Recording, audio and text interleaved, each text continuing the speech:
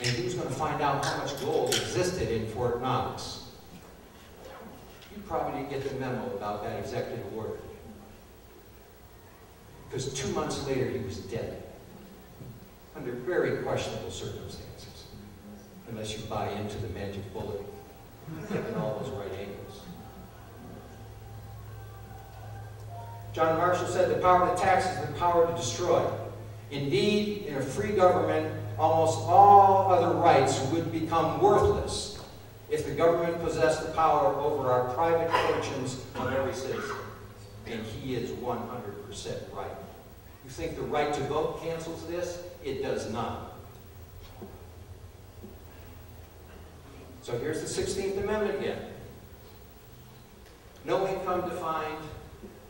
Can't try to cancel the enumeration clause and the apportionment clause. It's not subject to that. This is what John Adams said, the second president of the United States. The moment an idea is admitted into society, that property, and make no mistake about it, your income is your property, even though the IRS chooses not to define it, is not as sacred as the law of God. Let me read that again. The moment the idea is admitted into society, that property is not as sacred as the law of God, and that there is not a force of law and public justice to protect it, anarchy and tyranny commence.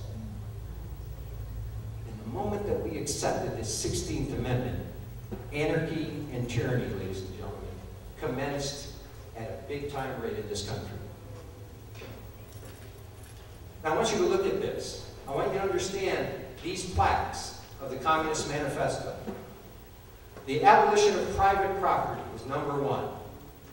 You see, the first one is the goal. That's the goal of all communism.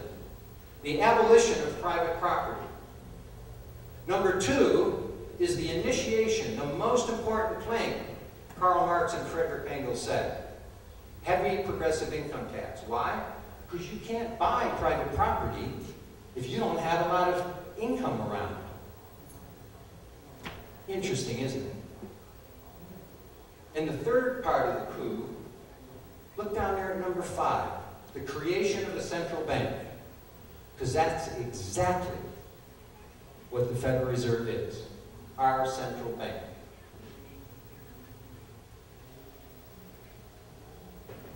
So, the second part of the coup. I hope this is another eye-opener for you. From 1913 to the present, well, let's go down to the bottom. From 1787 until 1913, under Article 1, Section 3, Clause 1, the Senate of the United States shall be composed of 2 senators from each state, chosen by the legislatures thereof for 6 years. And each senator shall have 1 vote. Did you know that before 1913, how senators got to Washington is they were chosen by the states? And that was because it was the major check and balance against the unbridled growth of the federal government. Remember that hierarchy of power we talked about? First there was a creator who created sovereigns. And what did sovereigns do? They created states. And states created the federal government. Who's supposed to rule and check in the Constitution over the power of the federal government? The states. But now you democratize the Senate. Because the people who pushed this came out of the progressive movement, the 17th Amendment. Because history has clearly showed, what's the difference between a democracy? 51% rule 49%. In a republic, what is sacred? The rights of the individual. You might have the most minority opinion in a republic. Those rights are sacred and you have the right to have them. When you democratize a country, 51% are going to tell you how to think and how to act. So now by getting control of the Senate, and there's no better example than 2 months ago when the Supreme Court ruled, wiping out 2 previous Supreme Court decisions, that corporations can fund candidates with as much money as they want because they have individual rights. Well, what? A corporation is a fictitious entity. Why does it have constitutional rights? It should have no constitutional rights. It's not a sovereign. But the Supreme Court now ruled it has as much rights as an individual. Therefore, you as an individual can fund as much as you want. Corporations can fund as much as you want. That system, where the corporate control of government and the corporate control of economy, is called fascism, ladies and gentlemen.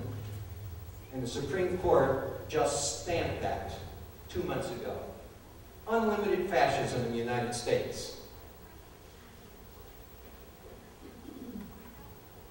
So from 1913 to the present, now we have the direct election of senators. And what determines 97% of all incumbents get re-elected? You aware of that? 97%. And what's the biggest determining factor in how a person gets re-elected? Money. That's right. It is not the will of the people. It is not government by and for the people. It is government by and for money. We have the best government money can buy. And by democratizing the Senate, there was the major check and balance the states had on the growth of the federal government, and the major check and balance the states had on the president. Because they could refuse to send senators, and did, by the way, and government had to stop.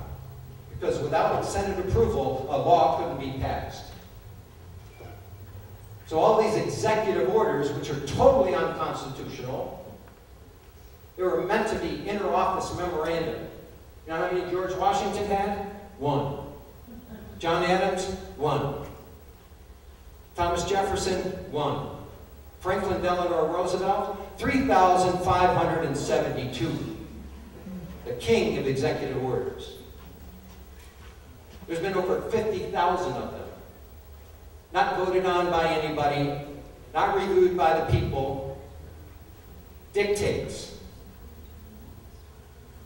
All unconstitutional. No place authorized in the Constitution. Some facts about the 17th Amendment. I want to go to the Federal Reserve, and I want you to listen to this man right here. Give me control of a nation's currency, and I care not who makes it law. Mayor Amschel Bauer Rothschild, the first of the Rothschild banking dynasty, whose 5 sons set up the first international banking cartel. Now we have the 123 members of the United Nations, all have central banks. All print money out of nothing. Lord Acton said, the people versus the banks. This is an issue which has swept down through the centuries and which will have to be fought sooner or later. It's later. It's now. This process of fractional reserve banking and making money out of nothing, which I call the Merlin mechanism, was perfected in 1694 with the creation of the Bank of England. And our founding fathers knew all about that.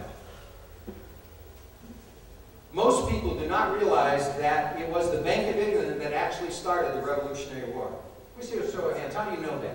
How many of you know that before today? I see one hand out there. King George